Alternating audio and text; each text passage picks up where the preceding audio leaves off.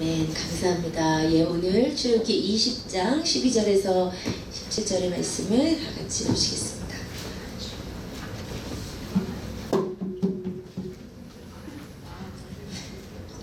네, 먼저 한번 같이 말씀 좀 읽어볼게요. 다 읽어보셨다고 있지만 죄송해요. 출애굽기 20장 12절에서 17절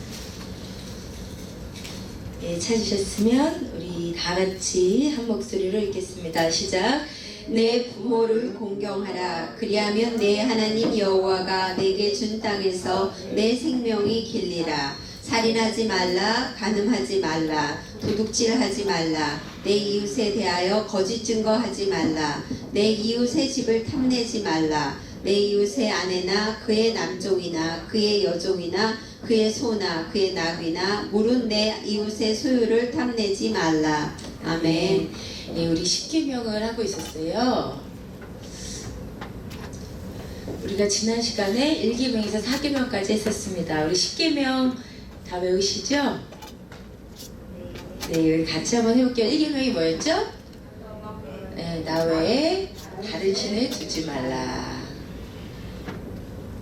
2계명은요? 예, 우상을 만지지도 말고 섬기지도 말라. 3계명은 내 이름을 망령되이 일컫지 말라. 걷지 말라. 그 다음에 4계명은요, 안식일을 기억하여 거룩하게 지키라. 오늘부터 5계명은 부모를 공경하라. 6계명은 살인하지 말라. 7계명은 간음하지 말라. 8계명은 도둑질하지 말라. 9계명은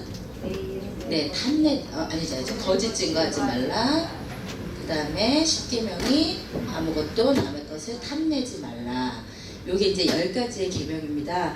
그 중에서 우리가 지난 시간에 1계명에서 4계명까지 했었습니다. 이렇게 1계명에서 4계명은 이제 하나님과 관련된 것이고 5계명에서 7계명은 사람 사이에 관계된 것이었지요. 근데 우리가 지난 시간에 1계명에서 4계명까지 했었는데 5계명에서 10계명에 나타난 하나님 아버지의 마음은 무엇인가요? 혹시 좀 묵상하시면서 나눌 것이 있으셨던 분? 네, 말씀하셔도 돼요. 저한테 이렇게 깜찍한 미소를 나르시면 어떡해요, 박재균 자님. 뭔 말을 모르겠어요. 저한테 안 그러셔도 되는데. 5계명에서 10계명까지 해서 하나님의 마음. 예, 이웃을 사랑하라. 예수님 하신 말씀이잖아요. 그거 말고요. 그거 말고 예, 이웃 사랑이죠. 아, 예.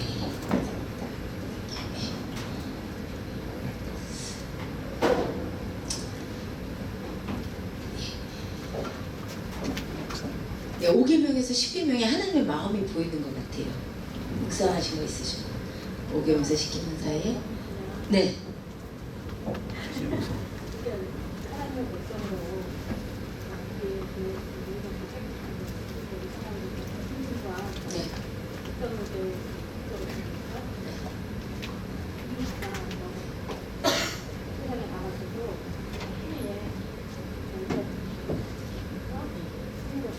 행위로서도 하나님도 사랑하지만 그렇죠. 행위로서도 삶을 보여야 한다.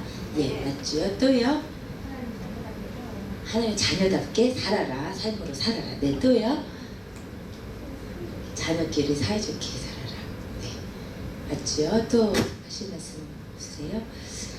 예, 다 맞는 말씀 해주셨어요. 우리가 1계명에서 4계명을 이제 봤잖아요. 근데 이제 결국은 우리가 지난 시간에 봤지만 예수님께서 이 두 가지를 정확하게 주석을 하신 거죠. 정확하게 이제 말씀하신 거예요. 우리 그 부분을 다시 한 번만 볼게요. 마태복음 22장 찾아보시겠습니다.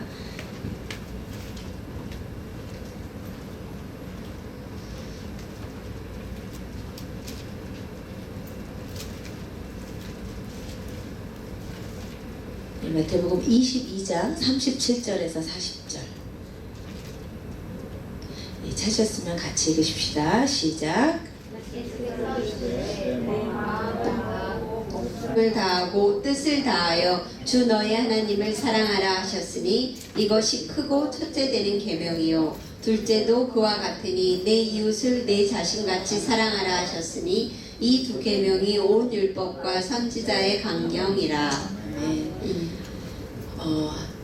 예수님께서 이렇게 십계명을 요약을 하신 거예요. 1계명부터 4계명은 마음과 목숨과 뜻 다해 하나님을 사랑하라고 하는 것이다. 여러분 제가 보니까요 이렇게 전부는 전부를 요구하게 되어 있더라고요. 그러니까 자기도 마음의 전부가 아니면 상대방에도 전부를 안 원하더라고요. 그렇잖아요. 기업체 사장이 돈 벌라고 직원하고 상대하는 건데 사장도 직원에 대해서 마음의 전부가 아닌데 부하 직원에게 전부를 달라고 요구하지 않잖아요. 전부가 아닌 마음은 전부를 받으면 오히려 부담스러워하죠. 그런데 전부는 전부를 요구하더라고요. 내가 남편을 전부 다해서 사랑하기 때문에 남편에게서도 전부를 원하는 거예요. 사랑은 전부이고요. 전부는 전부를 요구하더라고요. 하나님께서 우리를 진짜 이렇게 사랑하세요. 마음 다해 목숨 다해 뜻 다해 주님이 우리를 사랑하세요. 아멘.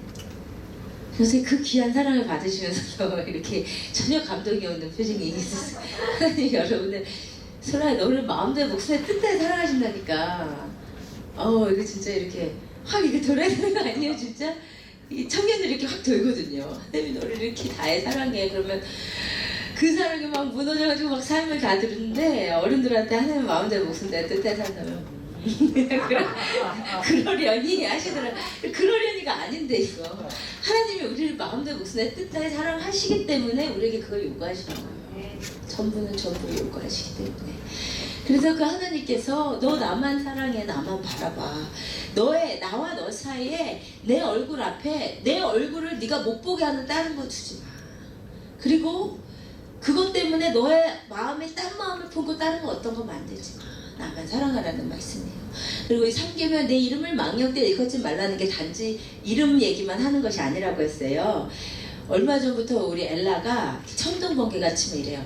엄마 하나님이 애취하셨어 이래요.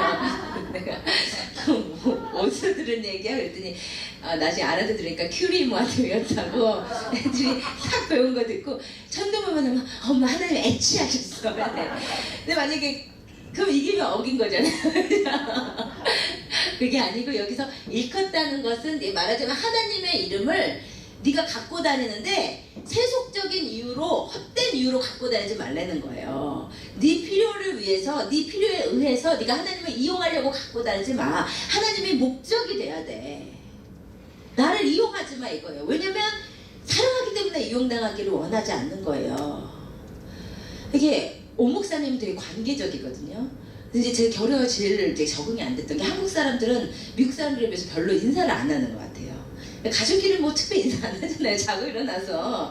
근데 이제 저는 이제 오 목사 얼굴만 보면 인사를 지금까지도 익숙하지 않아서 얼굴을 보면 이제 오 목사님이 해줄 일들이 떠올라요. 그러니까 보자마자 저 잔디 좀 깎아주세요. 쓰레기 좀 비워주세요. 그런데 그렇게 서운하다는 거예요. 왜 만났으면 먼저 왜 헬로우를 안 하는 날 맨날 보는데 무슨 헬로우냐. 근데 이거 꼭 해야 돼. 미국 꼭 해야 되나 봐요. 굿모닝 이런 거 꼭 해야 되나 봐요.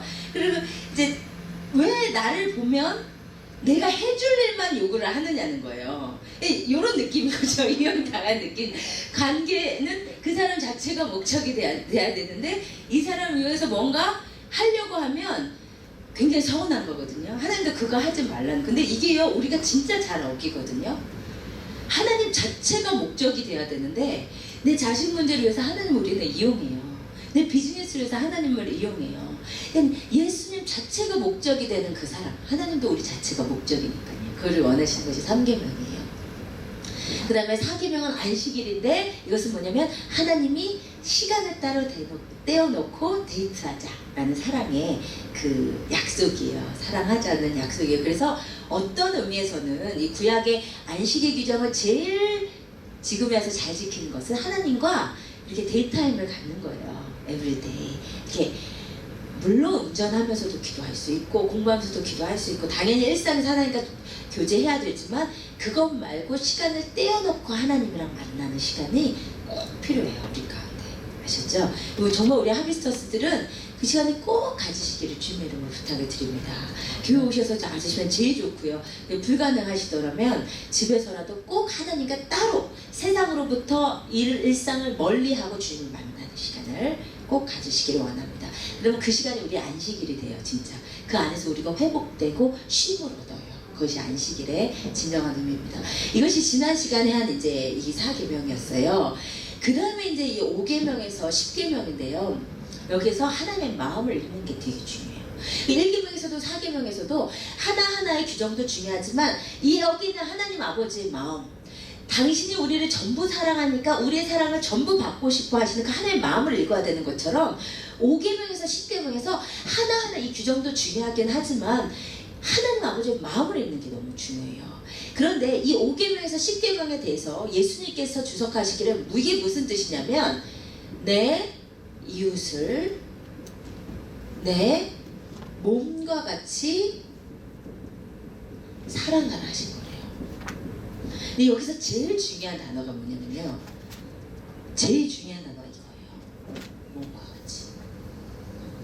요 말을 이해하시면 이 5계명에서 10계명을 이해하시는 거거든요. 요거를 이제 오늘 설명드린 것을 이제 주로 하려고 해요. 예수님께서 5계명에서 10계명은 이웃을 사랑하라는 얘기인데 사람을 사랑하는 이유인데 규정인데 요렇게 사랑하라는 뜻이에요. 일단 이제 한 가지씩 먼저 설명을 드릴게요. 먼저요, 우리가 하나님과에 대한 관계를 먼저 하고 나서 사람과의 사랑에서 제일 먼저 나오는 게 부모라는 사실을 좀 우리가 주목을 해봐야 돼요. 근데 다른 규정에는 특정한 대상이 안 나타나요. 하나님께서 특별히 이웃을 사람을 사랑하라고 하신 것 중에서 그런데 부모에 대해서는 특별히 하나님께서 박아놓고 말씀하신 거예요. 부모에 대해서는 다른 뭐 남편 얘기 없고 아내 얘기 없고 형제 얘기 없는데 부모는 주님께서 말씀하셨어요. 이게 왜 그러냐면요.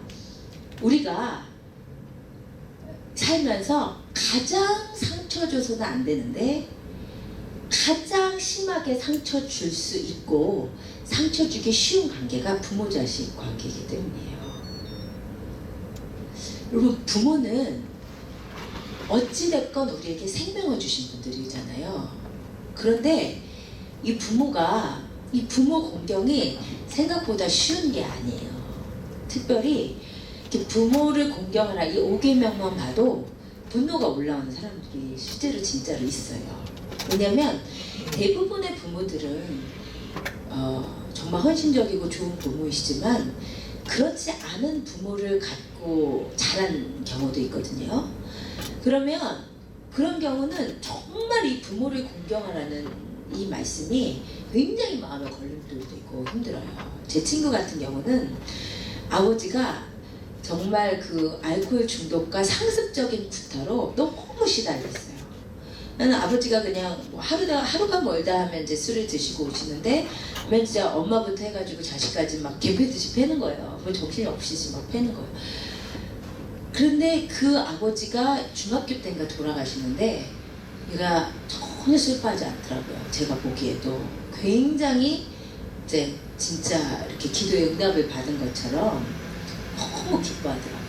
근데 너무 시달렸으니까 자기도 때리는 힘들면 엄마를 이렇게 막 때리는 거 얼마나 힘들었겠어요. 근데 얘한테는 제가 이제 고등학교 때 이 친구를 이제 전도를 해서 예수를 믿게 됐거든요. 근데 이 기억이 너무 힘들었던 거예요.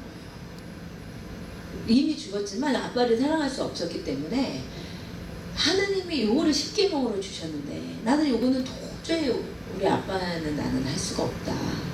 이거 때문에 너무너무 힘들어 했는데 얘가 진짜 나중에 성령으로 변화를 받았거든요. 대학교 때. 그러고 나서 얘가 아빠를 위해서 그렇게 울더라고요. 이제 아빠가 예수 모르고 돌아가셨다는 사실에 대해서. 이 부모 공경이라는 게 어떤 사람에게는 너무 당연한 건데 어떤 사람에게 정말로 하기 힘든 경우가 있어요. 그럼에도 불구하고 하나님께서 왜 부모를 공경하라고 했냐면 해답은 여기 있거든요. 여기 있는 모든 계명은요 나의 입장으로 생각을 해야 되는 거예요. 그러면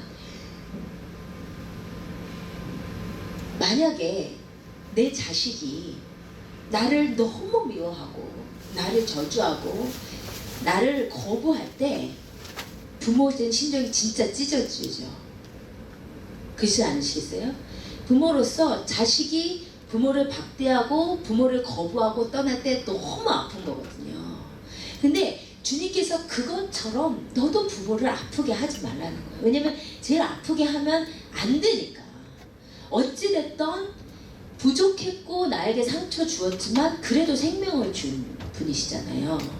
그러니까 물론 이게 부모로서는 또 자식에게 다르게 해야 되죠. 우리 부모로서는 정말 자식에게 하나님의 이미지를 심어줘야 돼요. 우리가 우리를 보면 하나님을 볼 수 있도록 하는 게 원래 성경적인 부모의 사명이거든요.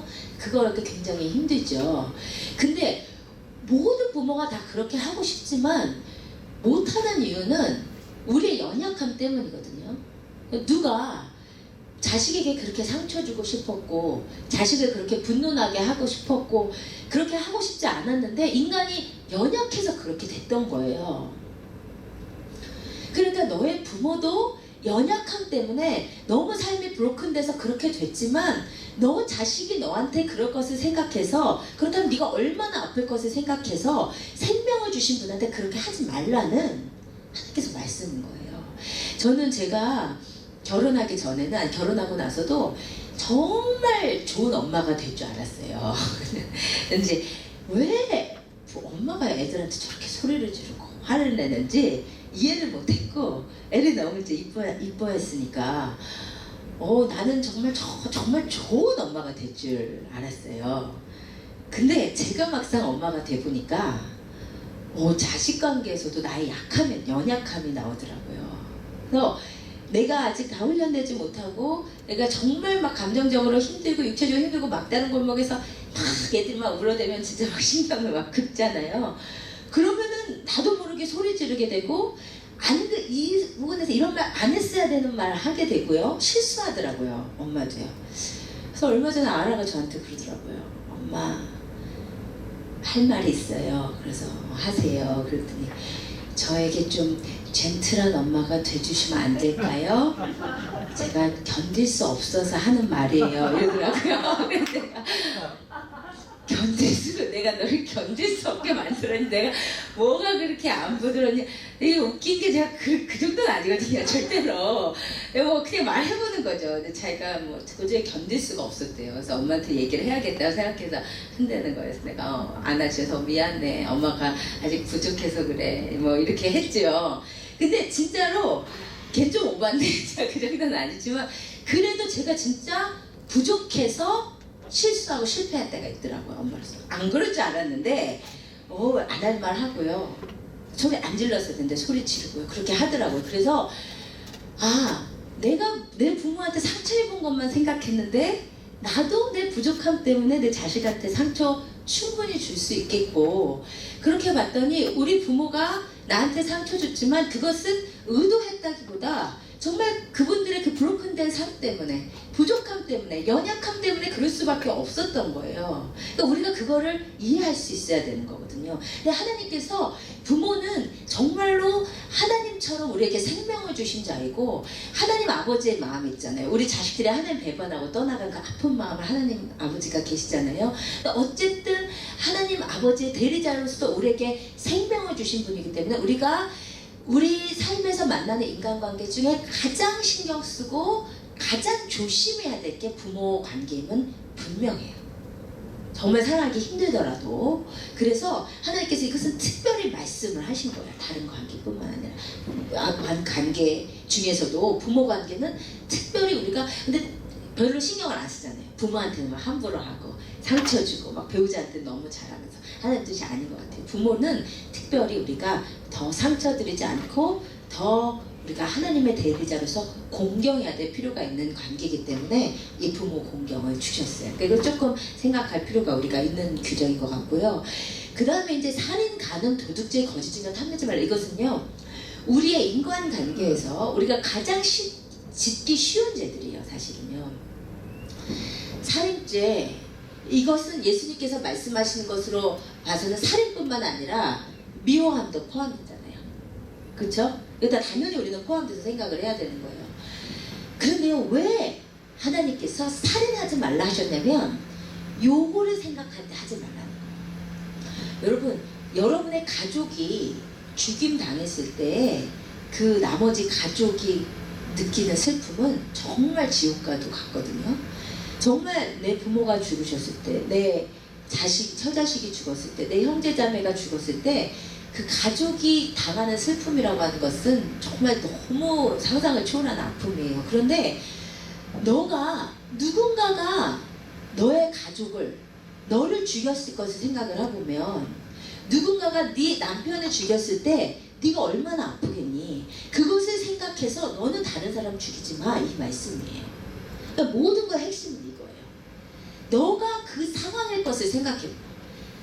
내가 누구를 진짜 미워서 쳐 죽이고 싶은데 그 가족들이 얼마나 아프겠어요. 그러면 우리 가족이 그런 아픔을 겪는다고 생각을 하면 참을 수 없는 거거든요. 주님이 그렇게 해보라는 거예요. 그것을 원하시는 거예요. 내가 누구를 너무 미워요. 진짜 너무 미운데 누군가가 나를 그렇게까지 미워한다고 생각해 보세요. 얼마나 아프겠어요, 우리가. 그거 생각하면 그렇게 미워할 수 없는 거거든요.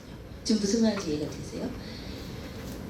두 번째요, 가늠도 그래요. 만약에 너가 다른 부인이 너무 탐나, 그래서 다른 부인하고 살고 싶은데 그 남편이 얼마나 아프겠니? 만약에 네 부인이 딴 남자랑 가서 살 때 네가 얼마나 아프겠어?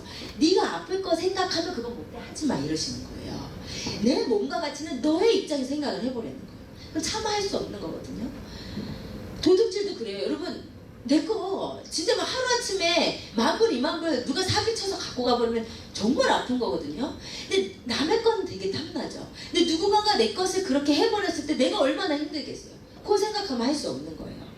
근데 탐내지 말라 했다고 거짓 증거도 내가 안 한 일을 막 누가 거짓말로 할 때 그 당하는 입장에서 정말 죽을 맛이거든요.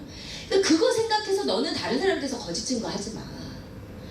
요 모든 게요, 내 몸과 같이 하라는 여기에 핵심이 있는 거예요.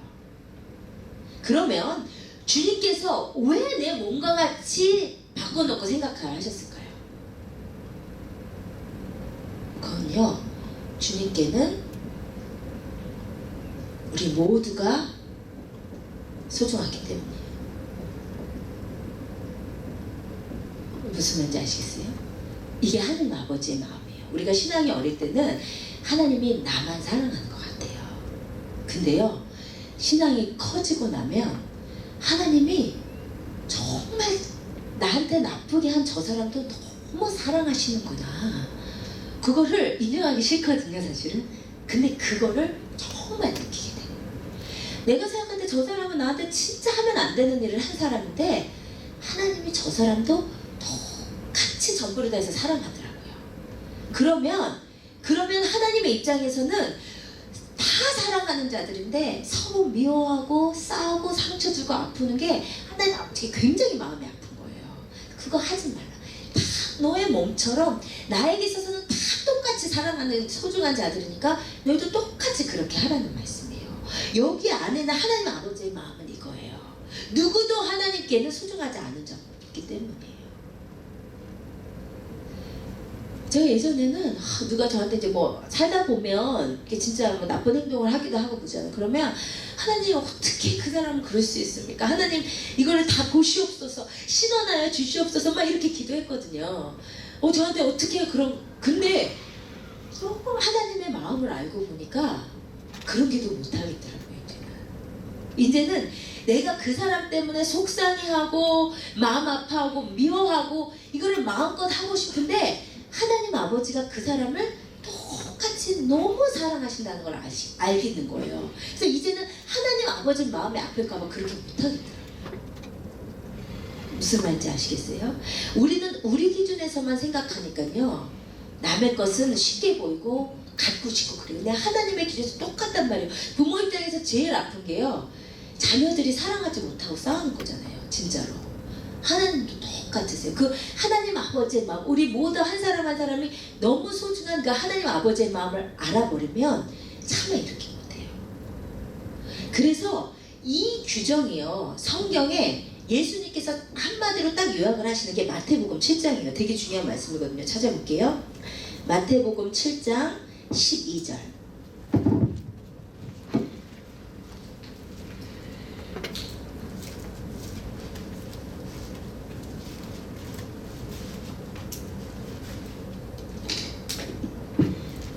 마태복음 7장 12절 같이 읽으십시다. 시작. 그러므로 무엇이든지 남에게 대접을 받고자 하는 대로 너희도 남을 대접하라. 이것이 율법이요 선지자니라. 이 말씀이 요거예요. 이것이 율법이요 선지자니라 이랬잖아요. 그게 구약 모든 율법의 완성이라 이 말이에요. 요거예요. 요거. 이 말씀이 다른 말로 하면 네가 남에게 대접받고자 하는 대로 너도 남에게 그렇게 해라. 이것은 이제 유명한 황금률이라고 하잖아요. 이제 이게 세상에서 기독교의 가장 대표적인 계명이 이거예요. 황금률. 근데 우리가 그걸 모르고 있으면 안 되겠죠. 예수님의 가르침 중에 가장 중요한 것이 이 황금률이에요. 마태복음 7장 12절. 너도 남에게 대접을 받고자 하는 대로 너도 남을 대접하라. 그 말씀이 이거예요. 이게 결국 황금률에 대한 말씀. 그것이 율법이요 선지자라며요. 이것이 모든 율법과 선지자의 강령이라며요. 똑같은 말씀이라 이 말이에요. 이해가 되시죠? 그러니까 이 모든 말씀은 한마디로 이거 네가 그 사람이었으면 한마디로 쉽게 말해서 입장 바꿔서 생각하라 이 말이에요. 입장 바꿔 생각하면 아무리 미워도 살인 못해요. 입장 바꿔 생각하면 아무리 좋아도 가는 못해요. 입장 바꿔 생각하면 아무리 하고 싶어도 거짓 증거 못해요. 그래서 이 황금률대로 사는 삶이 6계명에서 10계명을 지키는 삶이에요. 근데요, 이 말씀이 제 속에 들어와 보니까 진짜 이렇게 살아야겠더라고요. 이게 살게 되더라고요.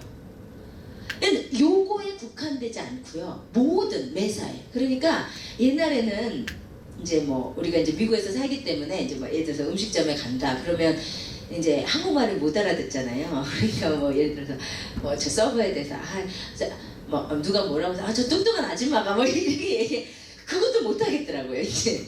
왜냐면 내가 남에게 대접 받고자 하는 대로 남이 나한테 저 뚱뚱한 아줌마가 이렇게 얘기하면 슬프잖아요.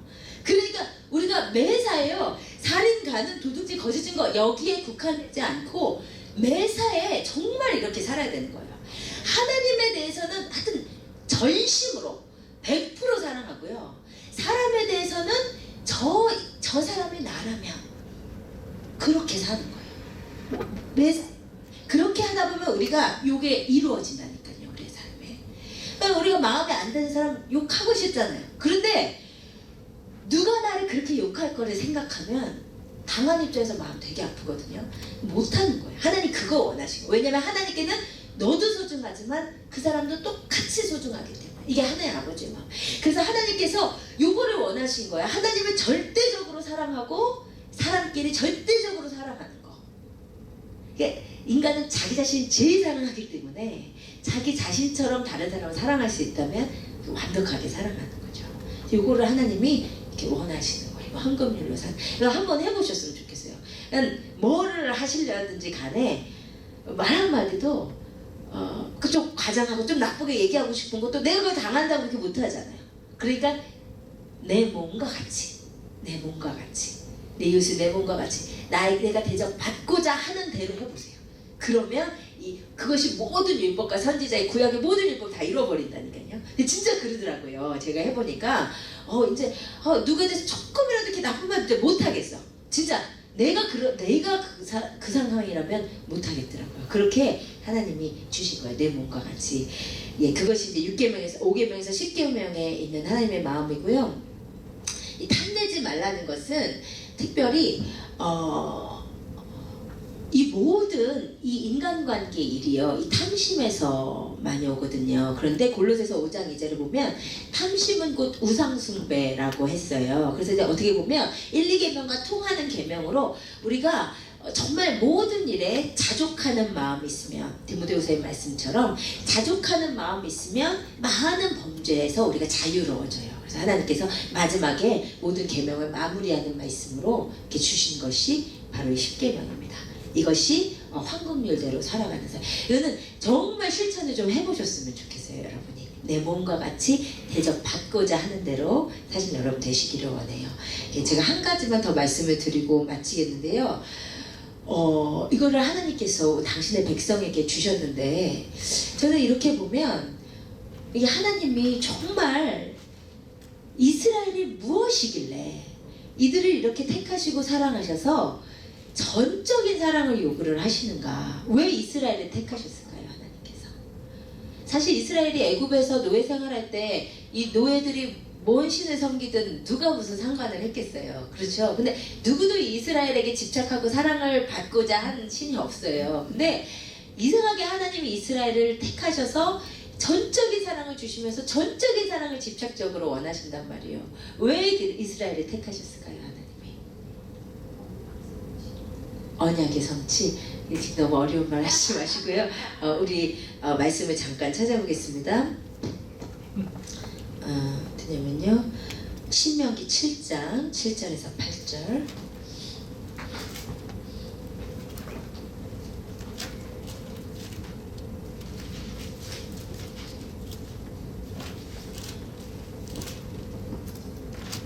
신명기 7장 7절에서 8절 우리 찾으셨으면 같이 읽으십시다. 시작. 여호와께서 너희를 기뻐하시고 너희를 택하심은 너희가 다른 민족보다 수요가 많기 때문이 아니니라.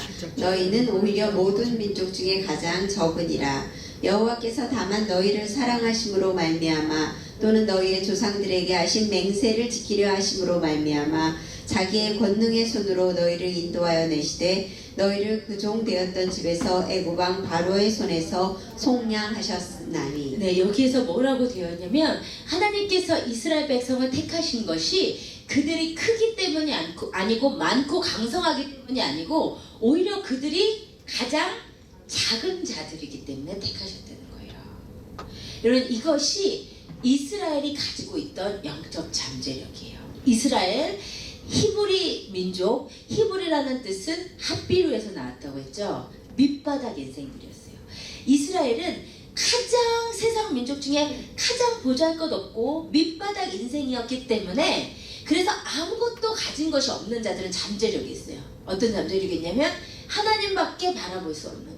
하나님밖에 의지할 수 없는 거예요. 바로 그런 자들에게 하나님의 보물이 되실 수 있거든요. 그 영적 잠재력 때문에 하나님께서 이스라엘을 택하여 내셨다는 거예요. 마찬가지로 이것이 하나님께서 우리를 택하신 이유예요. 하나님께서 우리에게 영적 잠재력을 보셨는데 그것은 뭐냐면 우리는 아무것도 내놓을 것이 없는 자들이기 때문에 우리의 택하심을 보라, 우리의 부르심을 보라. 우리가 세상에서 강성하고 대단하고 귀족과 명문가들이 거의 없고 우리는 그냥 부족하고 연약한 자들이기 때문에 그래서 우리를 불러주셔서 우리에게 영적 잠재력이 있는 거예요. 아무것도 없어요, 하나님밖에는. 아멘. 그렇지 않습니까?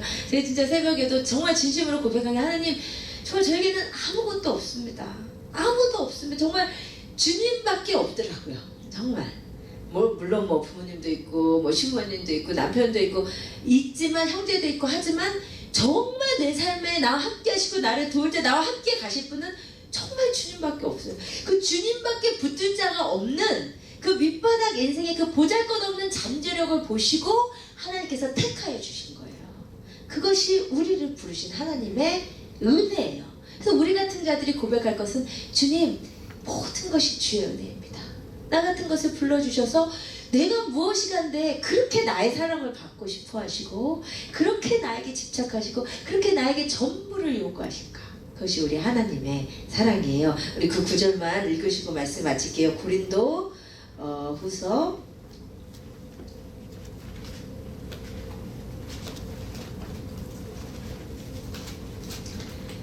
고린도전서 1장 26절에서 29절. 고린도전서 1장 26절에서 29절. 네, 같이 읽으십시다. 시작.